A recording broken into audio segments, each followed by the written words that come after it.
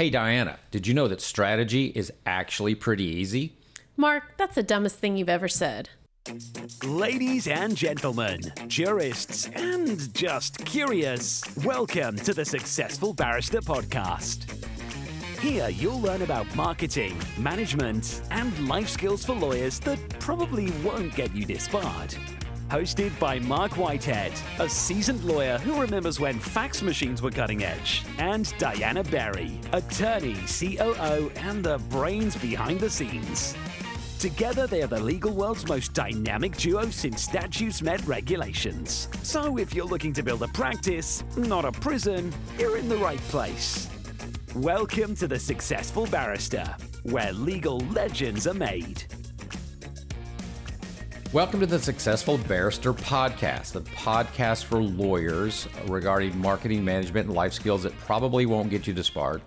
I am your host, Marc Whitehead, alongside of my co-host, Diana Berry, my COO and my right hand. And today we're going to talk about strategy.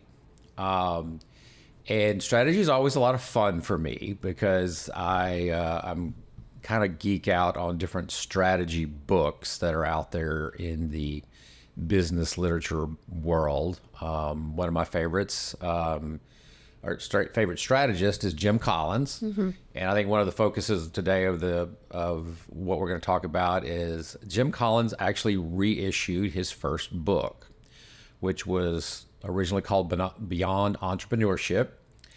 And he wrote it, I think, back in the 80s or 90s. I can't remember long. It was a long time ago. That's one I haven't read. I've read the others. Most people have not read this book, but he reissued the book with updates during the pandemic, and it's called Beyond Entrepreneurship 2.0.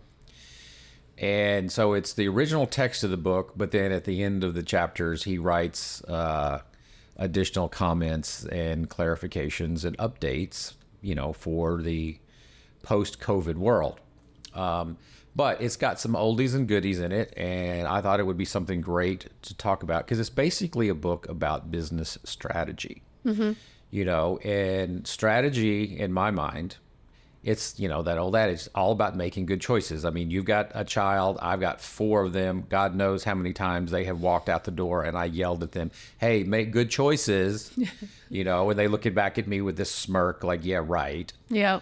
But it's true. Strategy is simply all about making good choices in your business. And so we're going to talk a little bit about that today. And it's fun because me as the CEO, you as the COO, on more than one occasion, we have differed on the choices that we should make.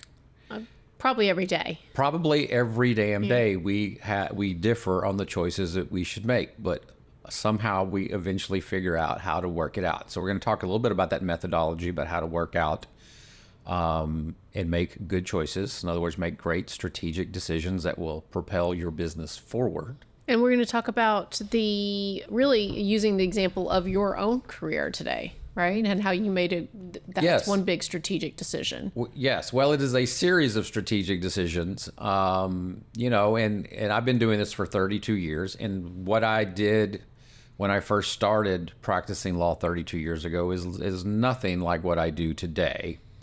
And it was basically based on a series of decisions. Some of them tremendously bad decisions that we had to figure out how to pull the ox cart out of the ditch and change direction. Some of them were actually quite good decisions, which led to things, both predicted outcomes and sometimes surprising outcomes, which were surprisingly good.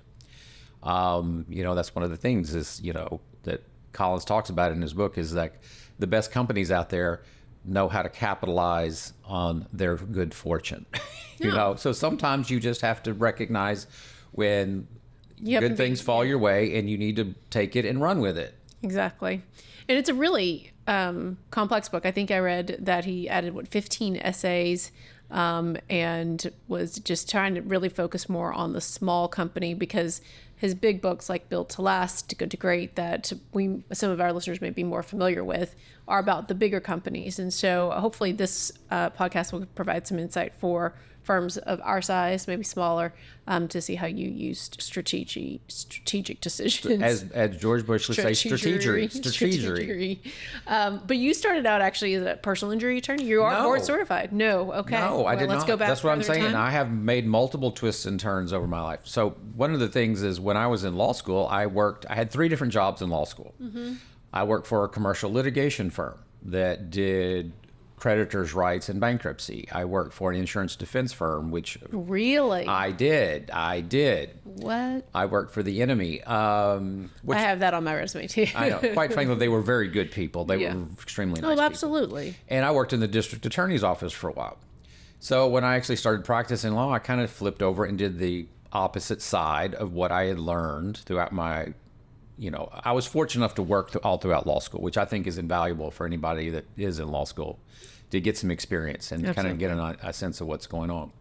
So I started doing the opposite. I did criminal defense work, I did bankruptcy work, and I started doing personal injury work, which is kind of a weird mix. But if you look at it, it really wasn't a weird mix, because who are you representing? You're representing the average consumers, what I call consumer law.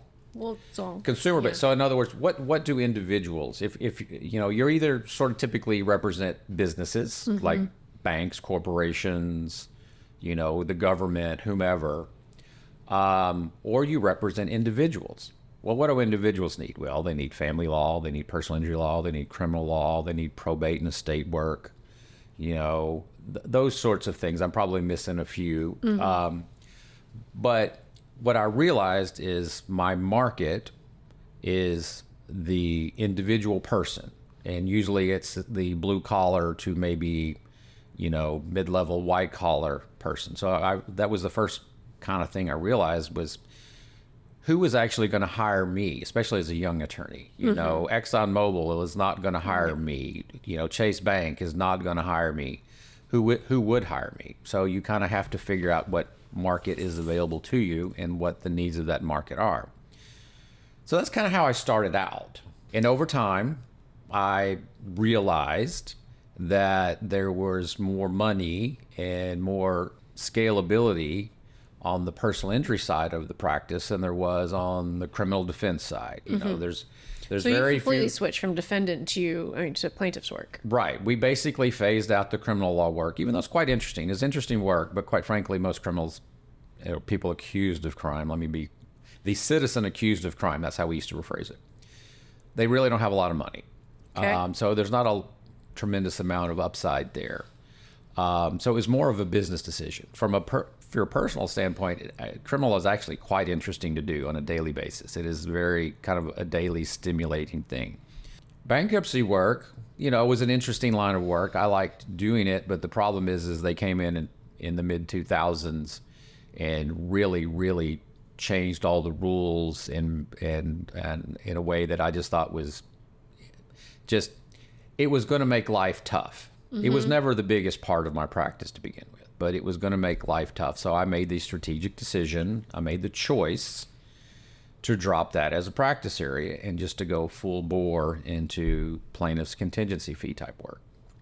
And I did that for over a decade. Okay. But again, life happens, things happen, and you have to Tort reform? Tort reform happened. Tort reform was a big thing.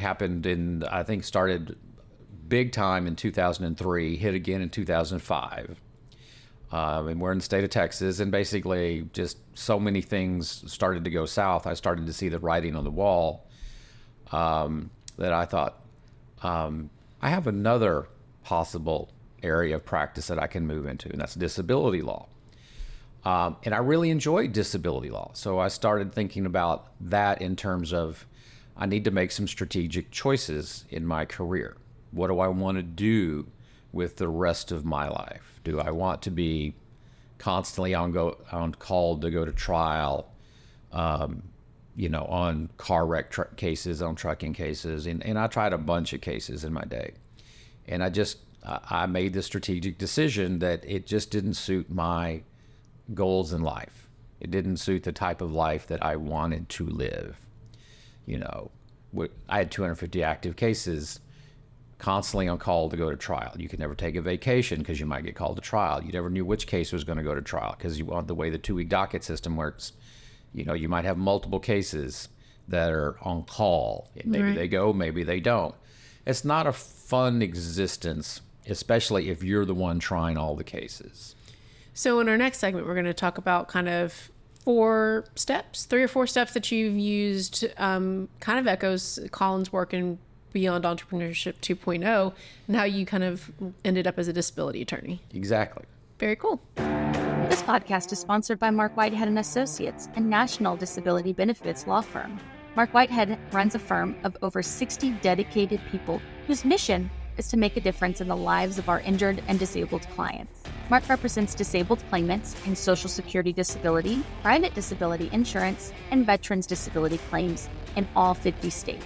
Marc Whitehead is double board certified in both Social Security disability law and personal injury trial law. Marc has litigated disability cases in over 40 states and counting, and can help your clients too. Stop throwing your phone calls away. Call Marc Whitehead at 701-VIP-LEAD. That's 701-VIP-LEAD. Or visit our website at disabilitydenials.com. Referral fees are paid in all jurisdictions where it is permitted. Refer us your disability cases today and know that your clients will be in good hands. So we wanted to continue on this conversation with regard to strategy, i.e. making good choices.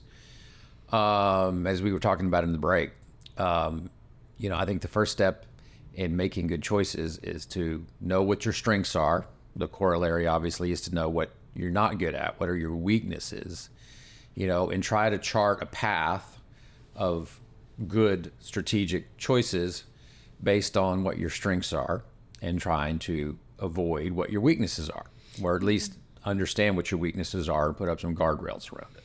Yeah, I think Colins in his book calls them your unique strengths. So what were your unique strengths that led you to disability, Marc? So one of the things I thought about was I'm a good organizer. I think I'm fairly good at setting up systems, at training people, at getting systems to run efficiently. And I did that with our personal injury practice. The problem is that I allowed myself to be a choke point because I was the only one trying the cases. Mm-hmm. In the disability world, it's, as opposed to having a 2, 3, 4 day jury trial, you're looking at an hour, maybe an hour and a half hearing with no jury, no opposing counsel, just a judge that you have to convince that your client meets the disability standard. And what that does, it allows you to actually create a systemic approach, a quick hearing notebook, if you will, is what I've developed, a very comprehensive hearing notebook that I could take and I could train other lawyers on how to do those hearings for me. And all of a sudden that epiphany allowed me to now we can scale. Mm-hmm. Now we can really take this to the next level. And as opposed to handling a couple of 100 cases, now we handle a couple of 1,000 cases. So that was the first thing to realize that I could take the process that I had developed in handling Social Security disability hearings, and I could basically create a training system and train up my lawyers. And at the time, they were very young lawyers, and I wouldn't dare let a young lawyer go in front of a jury. Right. But I can train up a young lawyer relatively quickly on how to handle an hour and a half hearing. Well, and especially now, obviously this wasn't true when you started or were making the decision to go into disability law, but especially now it truly can be an hour and a half because of technology.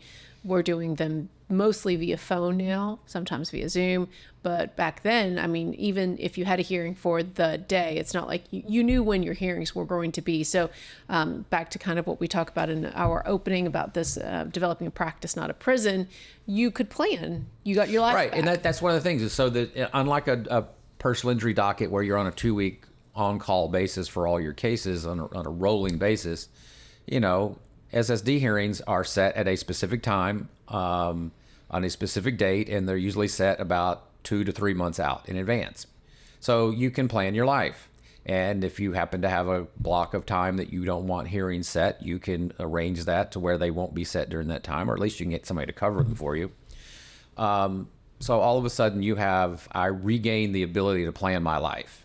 Exactly. And then so once you figured out that disability might be a good, viable practice area for you, what'd you do next? Well, I started researching it a little bit. And some of these things are intuitive, but some of the things there are statistics out there you can look at. We all know that the population is aging.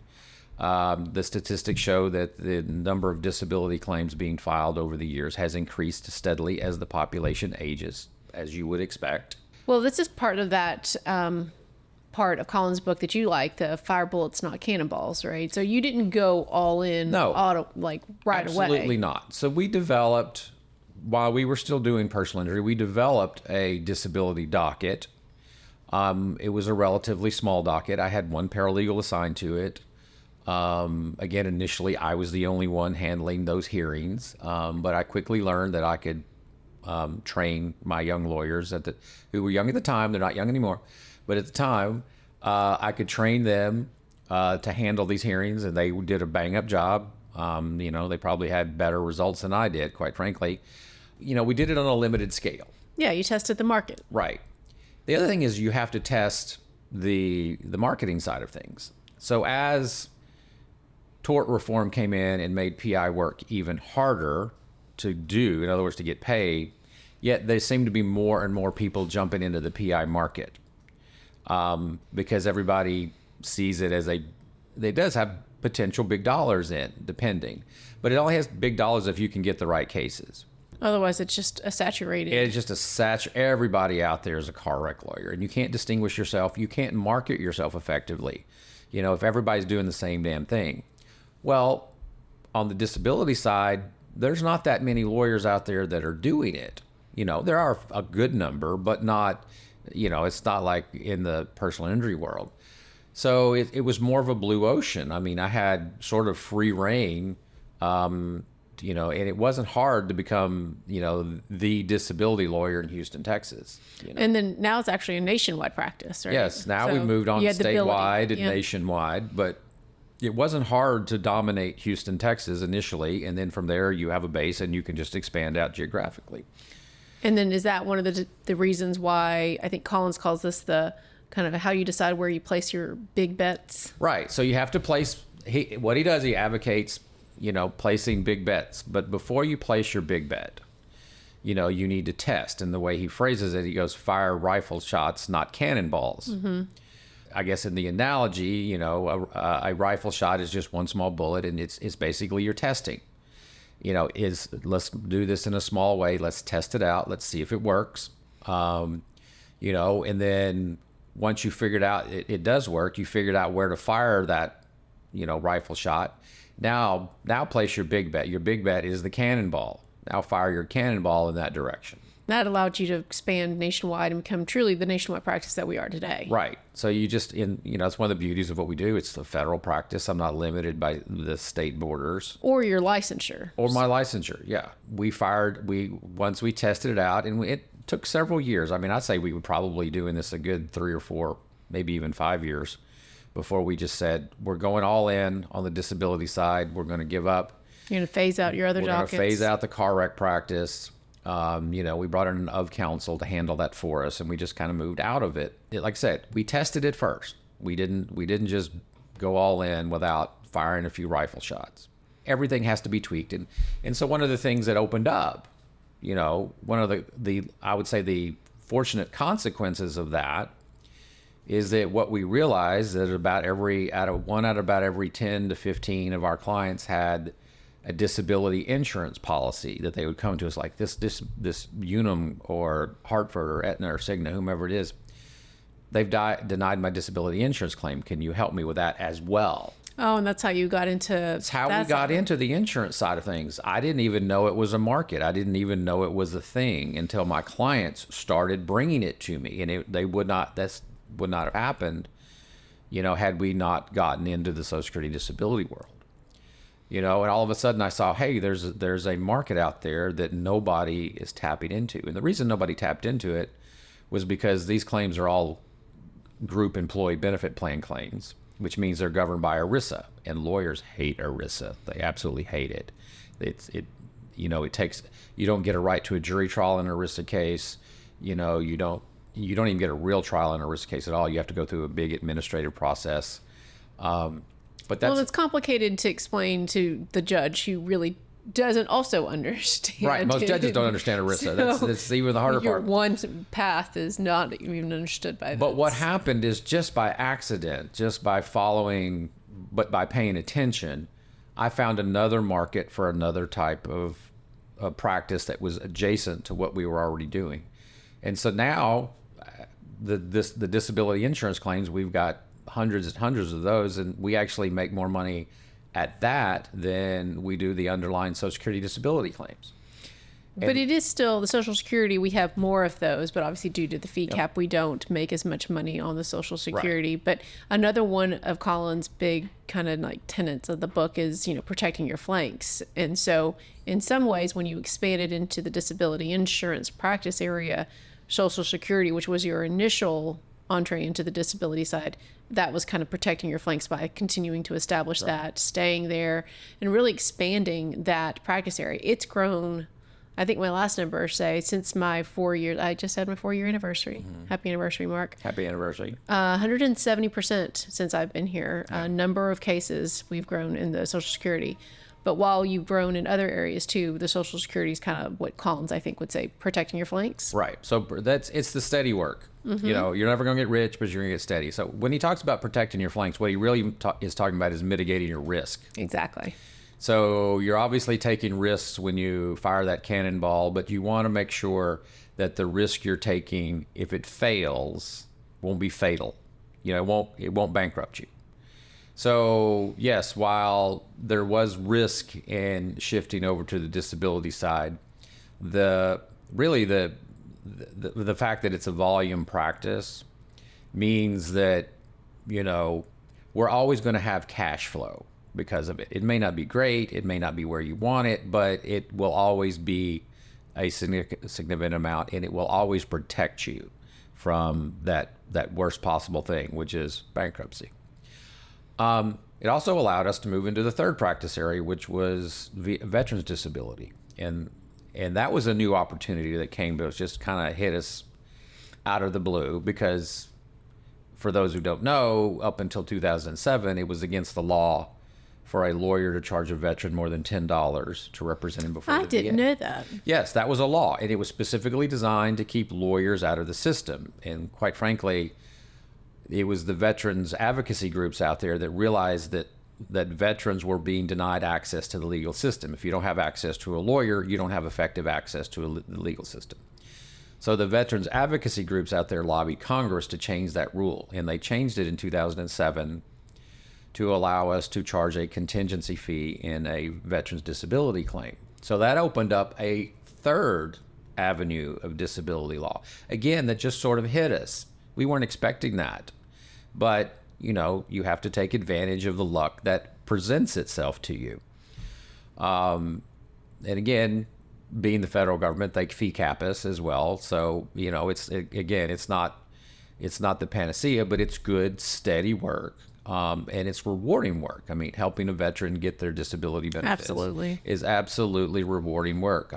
One of our lawyers last year, one of her first cases, she came here 10 years ago, and was a VA case, and it took her 10 years to get that veteran benefits. That case went up and down the appellate chain, I don't know how many times. Wow.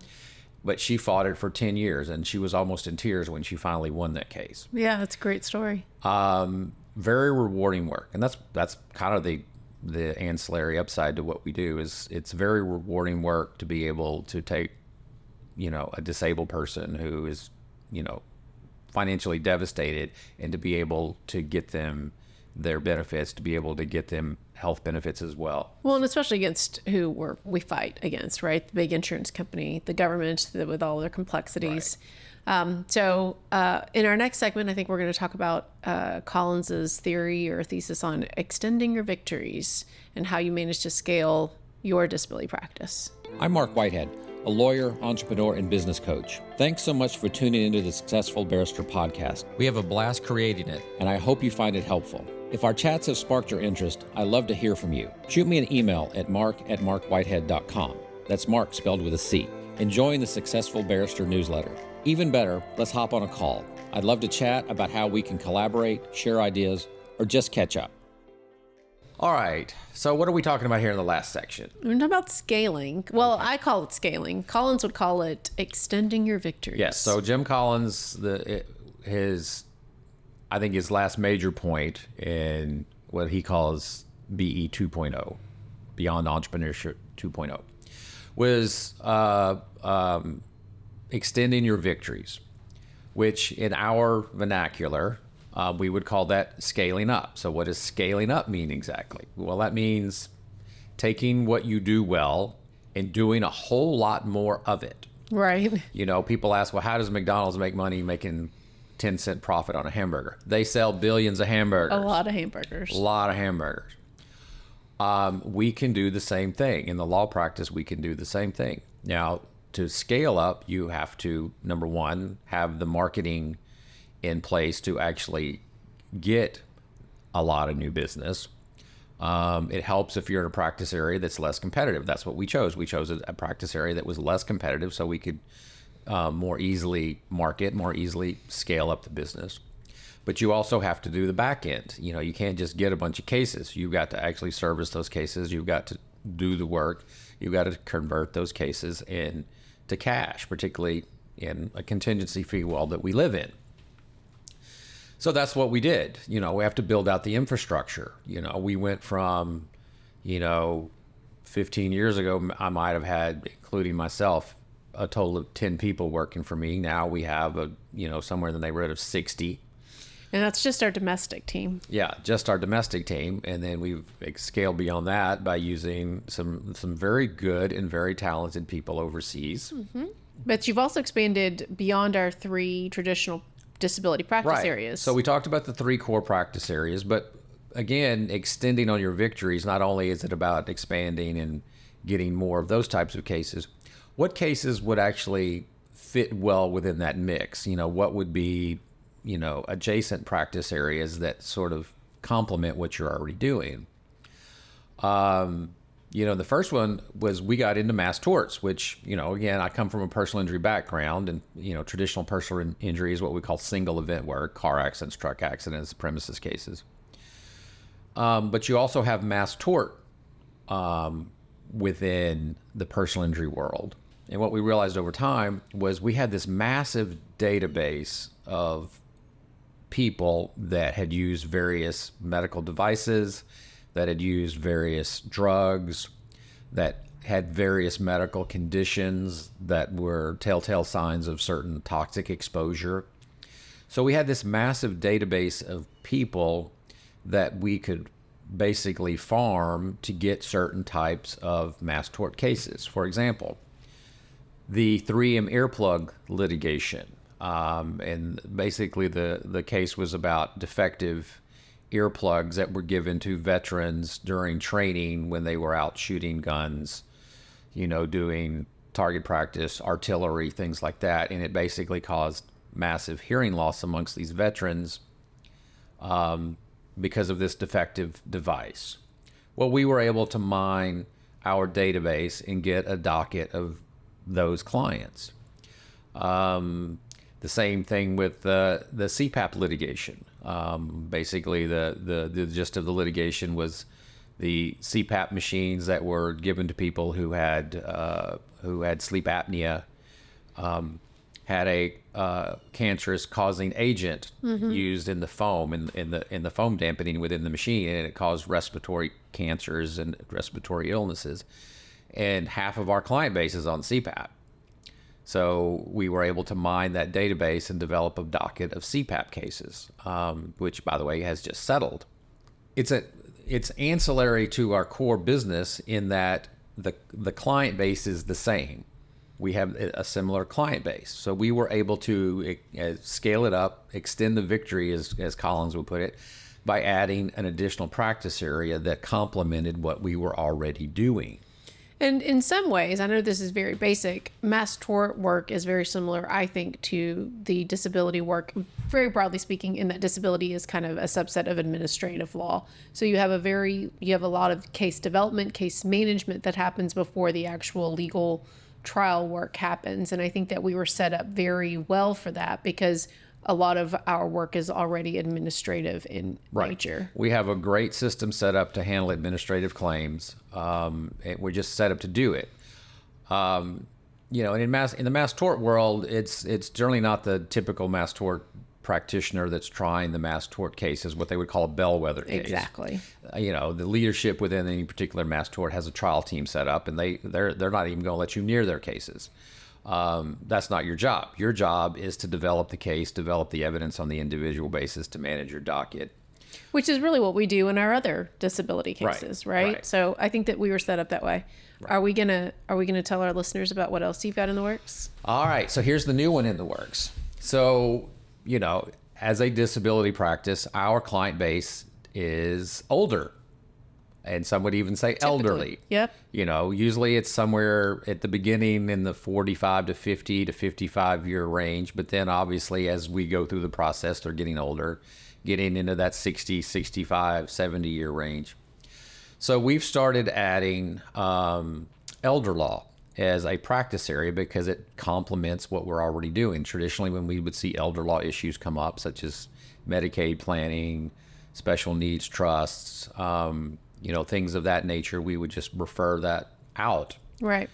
As we've grown and we've developed the capacity and quite frankly hired additional attorneys that, are interested in adding additional practice areas, we have figured out that elder law is a practice area that fits neatly within what we're doing.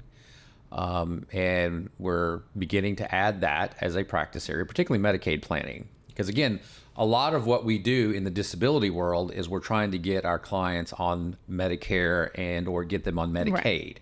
So we're already in that avenue. We're already in that venue. We're just trying to do it through the disability process. But there are other ways that you can get people Medicare and Medicaid qualified. So we're just basically handling the same client base, but solving their problem from a different perspective. And so going back to kind of what we talked about in the prior segment, you're taking your unique strengths. We're using all of Collins's words today.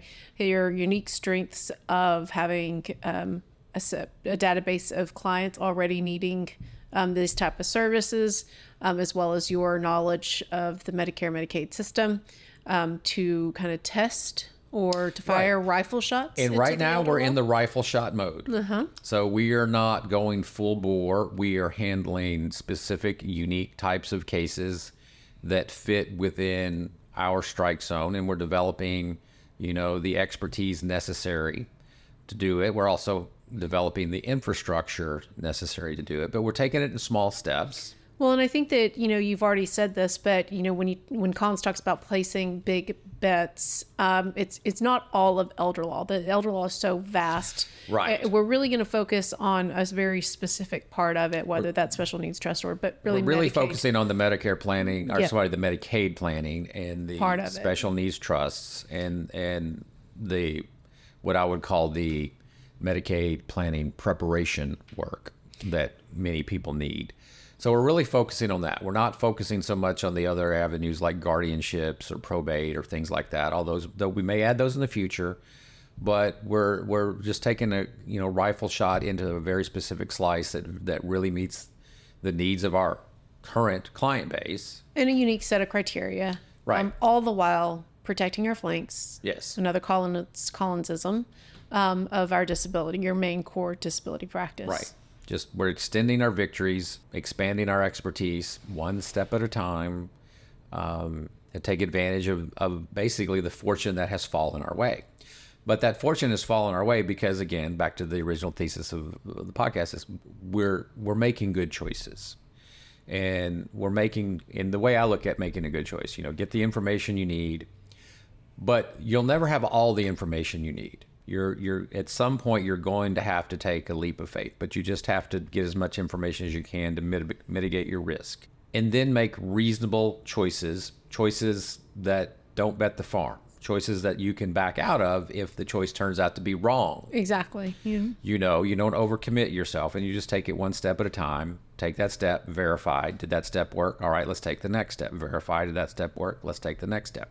I've made bad choices before, and I know this. Oh, yeah. And I'll make bad choices again, and I know this. But you just have to make choices that, you know, are not going to bankrupt you. You know, it's okay to make mistakes, you know. And one of the good things is the bigger we get, the better our core business becomes. You know, the more we can kind of step out and feel safe. Exactly. And take bigger risks. Because that core is there. Right. So. You know, in the last several years, I've invested millions of dollars into the mass tort process. And if it all collapses, if the mass tort goes away, if Congress comes in and just passes a law that say mass torts are illegal, I won't be happy about it, but I'll be okay because I didn't overextend myself. Exactly. You know, I made a bet that I could afford to lose. And I think that's really the crux of it. Yeah. Well, and Beyond Entrepreneurship 2.0 is a great book by Colins. Highly recommend. It's got a lot more than just strategy. He talks about vision and leadership, and he's got a map in there. That's a really big core of the book. So, but we wanted to focus on strategy today. Yeah, there was so much in there. We couldn't touch on everything. No. But and we've talked a lot about the flywheel already, which is rediscussed in this book. So, pick up the book, guys. Let us know what you think. Email Marc at markwhitehead.com. Marc is spelled with a C. And I would say this is a particularly good book to listen to on Audible if you like to read. You know, if you like to read in the car like I do, it is really well performed. Jim Colins does it himself, although he has but he's very good. It's almost like Malcolm Gladwell, like anything that Malcolm Gladwell good does. voice. I just love his voice. It is kind of almost soothing as you're like sitting there ducking 18-wheelers. And this book is the same. So I really recommend this on Audible if you like to listen to your books, but obviously if you want to read it, great read as well. And with that, we're going to bring this podcast to a close. I want to thank everybody for listening to the Successful Barrister podcast, where legal legends are made. I'm Marc. And I'm Diana. And together we're the dynamic duo of law. Remember to rate and review us wherever you get your podcast. And if you've enjoyed this, tell your friends, spread the word. We want to get our listenership up, and visit us at successfulbarrister.com. And remember to visit our sponsor, that's my law firm, Marc Whitehead Associates, a national disability law firm, at disabilitydenials.com. And most importantly is if you want to just touch base with me, give me a shout, Marc at markwhitehead.com, Marc spelled with a C. Until then, we're out of here. Bye.